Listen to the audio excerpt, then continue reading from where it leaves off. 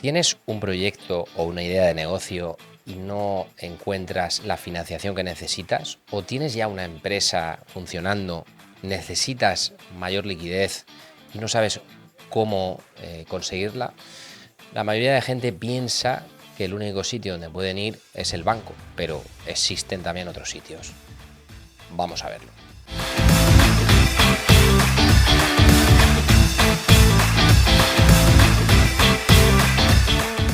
La mayoría de empresas, al final, tienen un factor limitante para crecer, estén en el punto que estén, y suele estar relacionado con los fondos, con el dinero, la financiación de la que disponen y los recursos propios de los que disponen.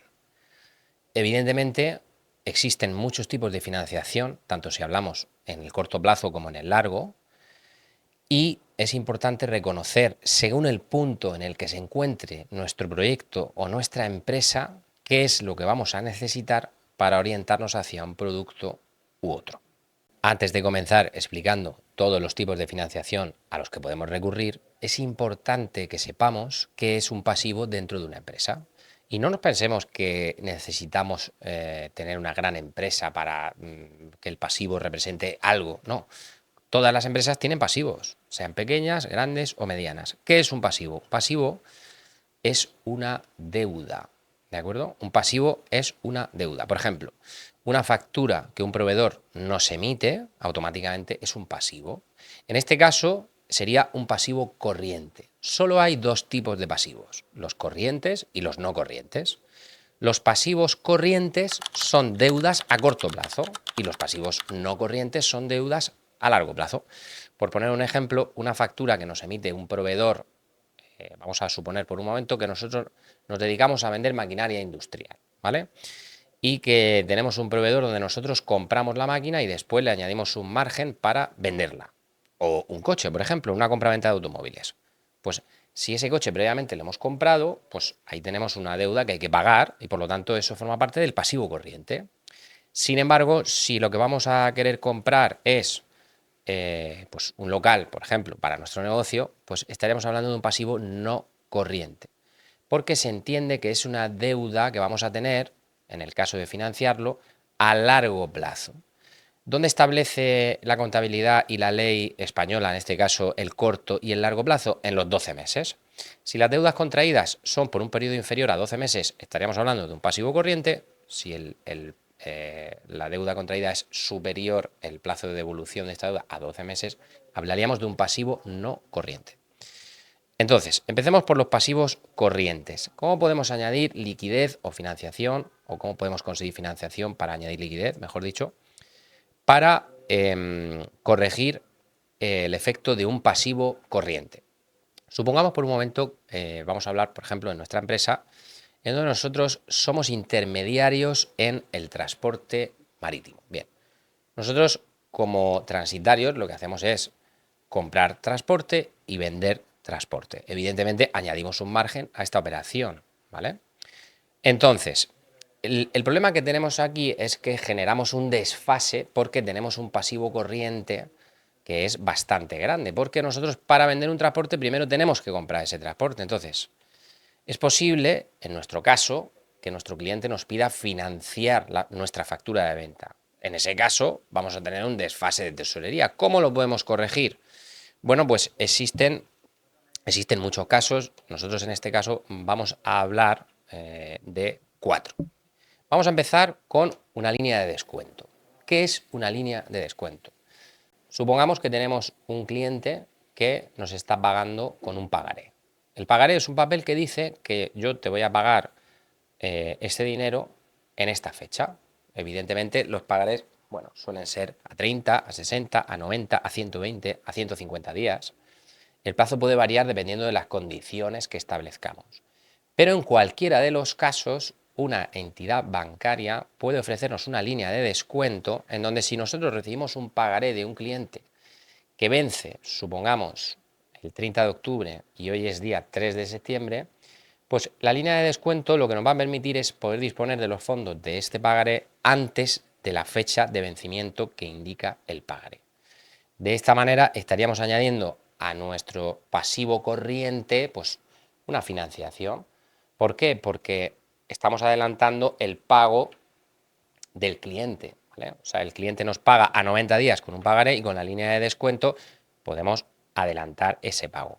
Normalmente las líneas de descuento se negocian en bancos, consumen CIRBE, que para el que no lo sepa, la CIRBE es el riesgo que acumulamos según datos del Banco Central, consume CIRBE, ¿vale?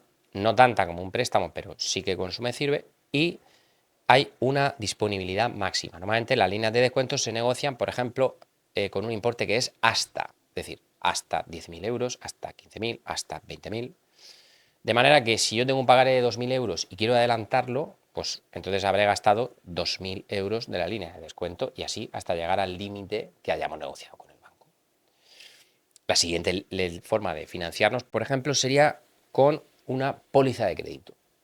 La póliza de crédito es un formato muy interesante porque nos permite pagar un interés del dinero que está dispuesto.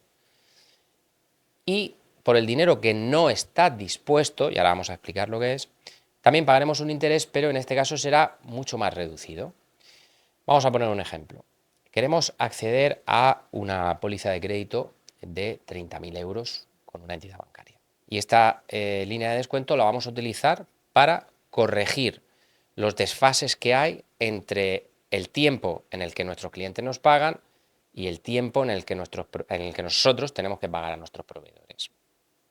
Bien, pues si negociamos una póliza de crédito de 30.000 euros, esto quiere decir que si no la utilizamos, habitualmente a día de hoy un interés razonable por lo no dispuesto en España sería de en torno al 1%, es decir, vamos a pagar anualmente 300 euros de interés por no utilizar una póliza de 30.000 euros, es decir, 300 euros es un gasto muy pequeño en comparación con el dinero que podríamos obtener, y esta póliza lo que hace es relacionarse con una cuenta bancaria. De manera que si en tu cuenta bancaria hay 0 euros, la póliza no se activa, pero esto nos permite hacer un pago a un proveedor o a quien nosotros queramos hasta que la cuenta llegue a menos 30.000 euros. Es decir, es como si fuera un descubierto autorizado con un interés ya previamente negociado. Por lo tanto, no utilizar esta póliza te puede costar en torno al 1%. Si hablamos de 30.000 euros, pues en este caso nos costaría 300. Y sin embargo tenemos disponible 30.000 euros, lo cual es muy interesante, sobre todo si hablamos de pasivos corrientes, es decir, para compensar diferencias entre pagos y cobros. Esta póliza no se debe utilizar como forma de financiación a largo plazo. O sea, no es buena idea utilizar dinero de una póliza de crédito para comprar, por ejemplo, un local o cualquier activo de tipo inmobiliario, porque no tiene sentido contable, ni fiscal, ni empresarial, ¿de acuerdo? Ahora hablaremos de una forma que sí que tiene sentido para un activo inmobiliario, como es una oficina o un local. Entonces, la póliza de crédito liquida un interés por lo no dispuesto y un interés por lo dispuesto. ¿Cómo se liquida el interés por lo dispuesto? Pues el banco lo que hace es calcular promedios diarios de saldo en cuenta y te hace liquidaciones trimestrales. Normalmente un interés bien negociado por lo dispuesto a día de hoy para una póliza de crédito pues puede estar entre el 3 y el 6%. De manera que si el saldo promedio en un trimestre determinado es, por ejemplo, de menos 5.000 euros, pues el banco aplicará los 5.000 euros dispuestos, los multiplicará por el tanto por ciento del interés por lo dispuesto, supongamos que es un 5%. En ese caso, si no me salen mal las cuentas, serían 150 euros anuales que habría que dividir por 4, porque está liquidando el interés trimestral. Por lo tanto, la póliza de crédito es muy interesante para el que no sepa cuánto dinero va a necesitar. Porque si tú consigues un préstamo lineal para corregir desfases en tu cash flow debido a la diferencia entre pagos y cobros, no es un buen sistema, porque te van a prestar un dinero, tú vas a tener que hacer una devolución mensual con un interés pactado, pero es posible que estés pagando intereses y gastos financieros de más, porque el cash flow de una empresa va a ir variando a medida que vas facturando más o vas cobrando o vas pagando. Por lo tanto, para correcciones en el cash flow derivadas de diferencias entre pagos y cobros, recomendamos siempre recurrir a una póliza de crédito o a una línea de descuento. La tercera forma sería el confirming. Y en particular vamos a hablar de confirming pronto pago. ¿Qué es un confirming pronto pago? Bien, el confirming pronto pago es tan sencillo como que nosotros hoy le pagamos una factura, vamos a suponer que debemos una factura a un proveedor por valor de 1.000 euros y necesitamos pagarla hoy. Si yo pago con un confirming pronto pago esa factura hoy, el confirming pronto pago normalmente se negocia a un número de días máximo, que suele estar entre 30 y 90, y en el momento que yo le digo al banco que pague esta factura, lo que voy a decirle es cuándo quiero que me la liquide a mí. De manera que el proveedor va a recibir el dinero hoy, pero yo no lo voy a pagar hoy. Lo voy a pagar dentro de 30 días, o dentro de 60, o dentro de 90. Especificándole a la entidad bancaria cómo queremos liquidar esa factura. Esto, evidentemente, no es una forma de financiarse a largo plazo, pero para financiaciones a corto plazo, para correcciones en el cash flow diario, dinero de la operativa que entra y sale, pues es un sistema que está muy bien, porque normalmente está ligado a un porcentaje de comisión en torno al entre el 3 y el 7%, más o menos, dependiendo de cuál sea tu riesgo y una serie de parámetros que el banco establece. Y al final, pues una factura, por poner un ejemplo, que tenemos que pagar a un proveedor de 10.000 euros, que se la pagamos hoy y el banco nos la cobra en 90 días, pues ese interés, suponiendo que sea el 5%, como 3 meses es la cuarta parte de un año, el 5% de 10.000 euros son 500, pues habría que dividir 500 entre 4, que son 125 euros aproximadamente, es lo que nos costaría de interés aplazar un pago de 10.000 euros durante 90 días. Entonces, el interés sigue siendo bastante bajo y puede que nos interese pagar 120 euros aproximadamente de interés por aplazar ese pago durante 90 días. Siempre teniendo en cuenta que el proveedor realmente ya ha cobrado, ¿vale? Lo que pasa es que nosotros todavía, porque ¿quién le paga al proveedor? Le paga el banco. En el confirming pronto pago el que le paga al proveedor es el banco. Y después nosotros le pagamos al banco, pero no le pagamos el mismo día, le pagamos más tarde. Bien, todas estas formas, todos estos formatos consumen CIRBE, es decir, consumen riesgo en el Banco de España. Entonces, nosotros, como personas físicas o como personas jurídicas, tenemos normalmente asignado un riesgo máximo que viene determinado por una serie de parámetros. Entonces, llega un punto en el que el banco ya no nos va a dar más dinero o no nos va a financiar de ninguna de las formas, ¿no? Entonces podemos recurrir a formas que no consumen CIRBE por entidades privadas que no son bancarias. Vamos a poner un ejemplo que yo he aprendido particularmente este año, y es que un seguro de crédito y caución, que para el que no lo sepa, vamos a decir que ya haremos otra explicación sobre estos temas en posteriores vídeos, pero un seguro de crédito y caución es un seguro que cubre el riesgo por financiar a un cliente. Es decir, si un cliente no te paga, el seguro te paga. Pues este mismo seguro de crédito y caución, que bueno, en España crédito y caución es lo que más se conoce, pero existe COFACE y existen otros muchos, también te pueden ofrecer una cosa llamada factoring. El factoring, que es pues, una forma de financiación a corto plazo, que es lo mismo que el confirming para los proveedores, existe el factoring para los clientes.